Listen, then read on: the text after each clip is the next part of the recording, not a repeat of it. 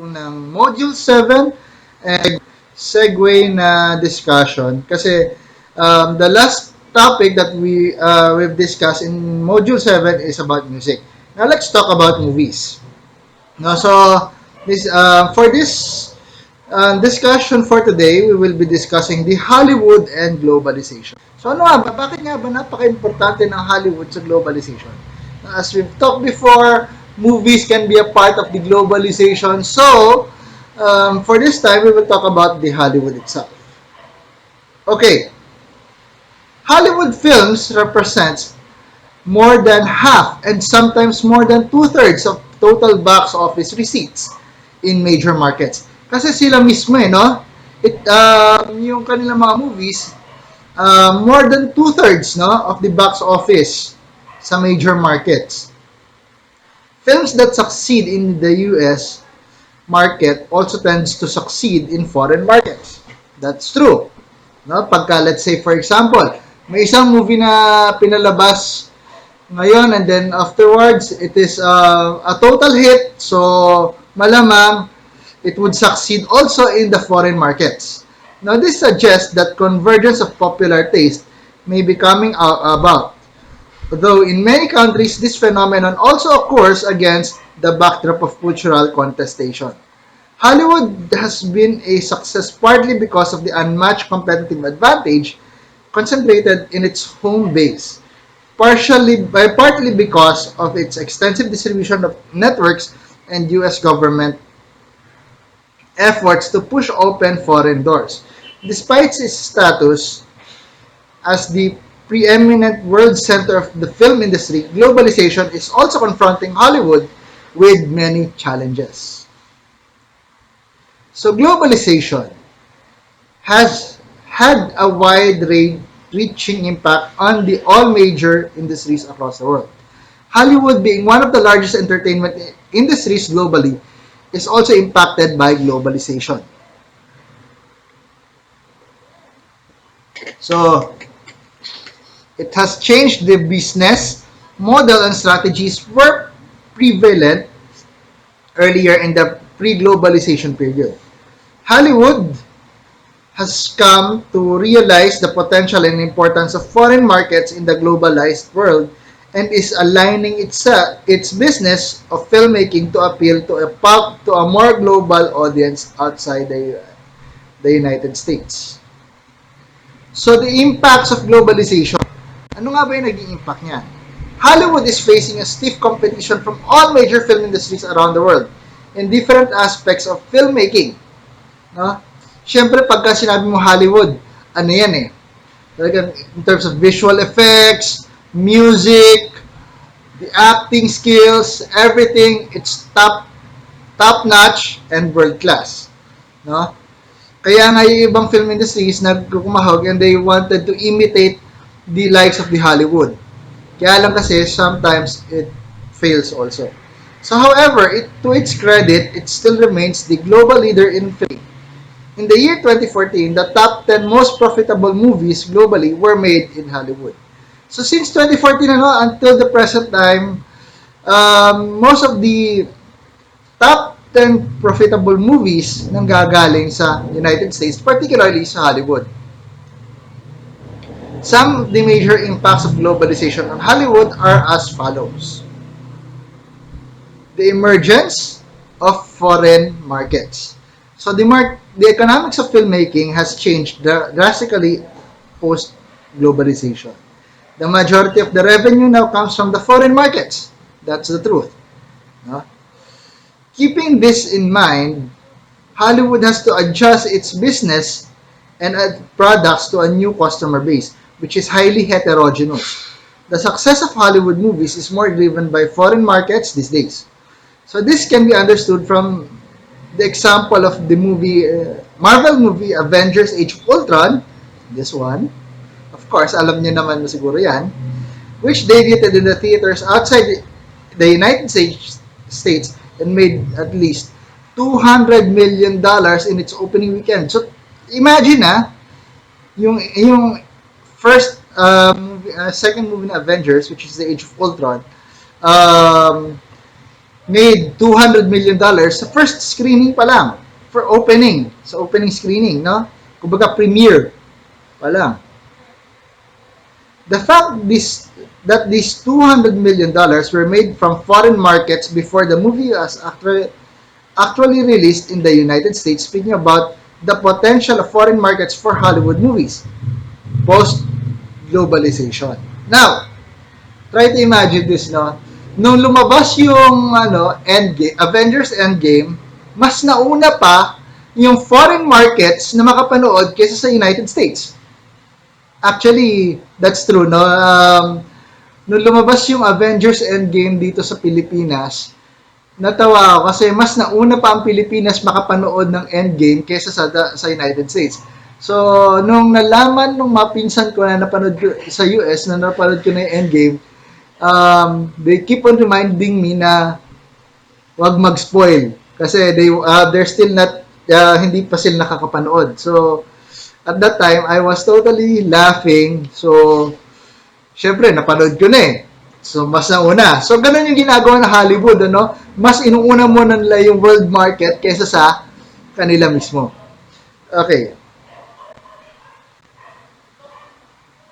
So, China, which is the number 2 market for Hollywood movies, is expected to surpass the American market by 2020.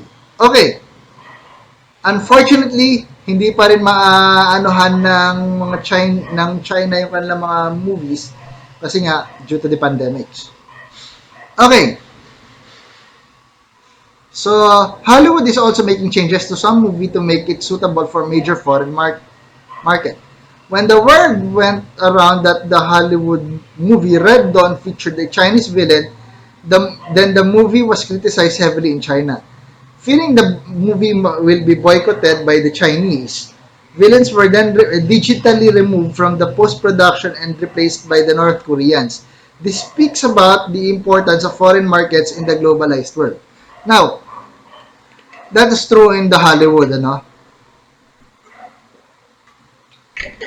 That's true in the Hollywood kasi just to please the audience and the foreign country, they will make a change or magkakaroon sila ng changes sa kanilang movie, especially sa post-production. Kung gagawa sila ng same movie pa rin pero papalitan lang nila ng mga ng mga iba pang changes to suit the audiences in the foreign land. For example, China.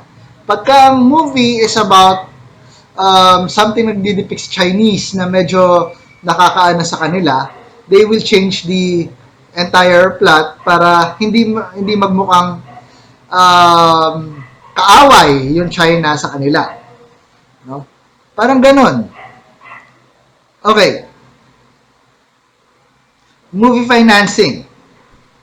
Globalization has provided easy access to credit to industries worldwide. Hollywood has also been using easy credit for global major sources for filmmaking. Many major studios in Hollywood like Walt Disney have bankrolled movies in Bollywood with a view to tap the massive audiences and enormous potential there. During the 2008 global recession, when Hollywood was struggling for movie financing, it got help from Bollywood and Indian sources. So, for example, one of the as for myself, one of the Indian movies that I like is, of course, this one itself, The Three Idiots, where, of course, it's very familiar with every one of us. Not unless kung hindi yung pa napanood. Okay. Entry barriers.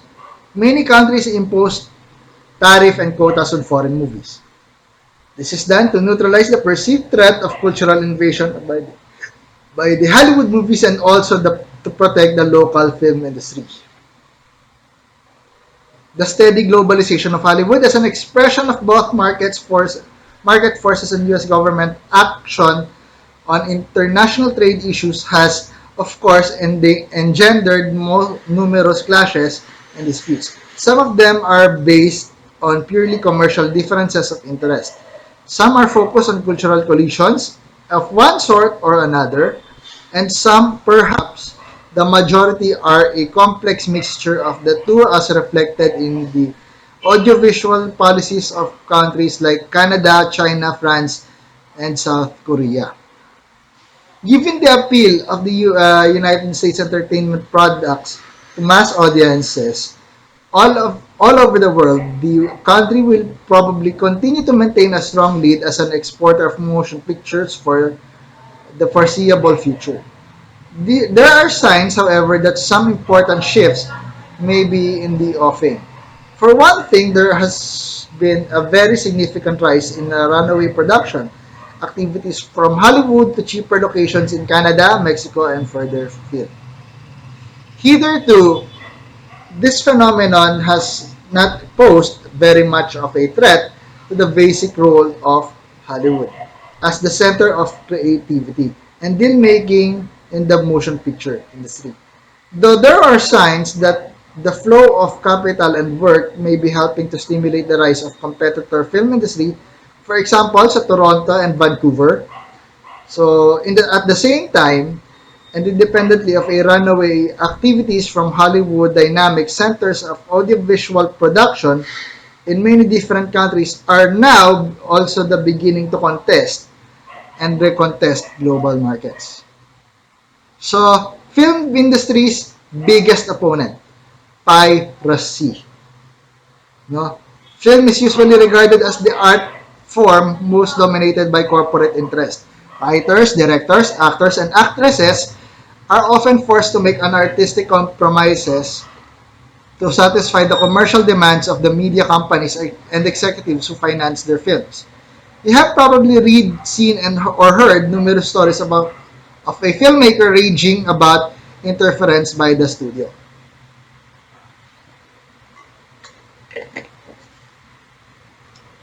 So,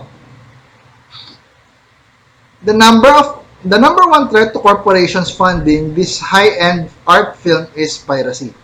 So every year, millions of piracy transactions take place, accounting for incalculable loss revenue to those actually paid to make and distribute those films.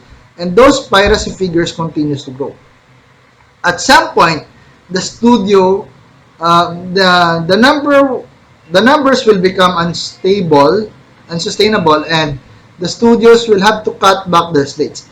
They will not cut back their own franchise where they make their real money or low budget horror movies of the kind of many companies make. So they will cut back on those art movies that are risky and do not have an easy path to profitability. Now, kasi the reason why piracy is rampant is because the people are complaining naman kasi of the ticket prices. Mahal daw kasi yung ticket sa sinehan at siguro may tinatamad lang magsine kaya they resorted to buying pirated movies or downloading pirated movies para makapanood na lang sa bahay para hindi na pumunta sa sine at gumastos pa ng popcorn at ng ticket. Kaya yun ang nagiging reason kung bakit dumadami ang piracy. So, okay, let's have an activity, no? I will post this one in your module, but if you guess the movie right, of course, you win the game. No? If you guess all 30, you're considered genius.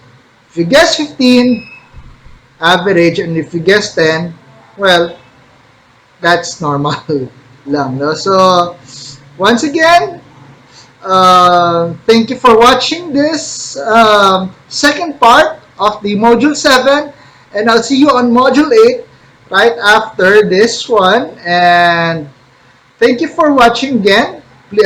Just don't forget to like and subscribe to my channel, and of course, please click the bell right there sa baba to get the notifications on my channel. So, once again, thank you, and I'll see you on the next module video.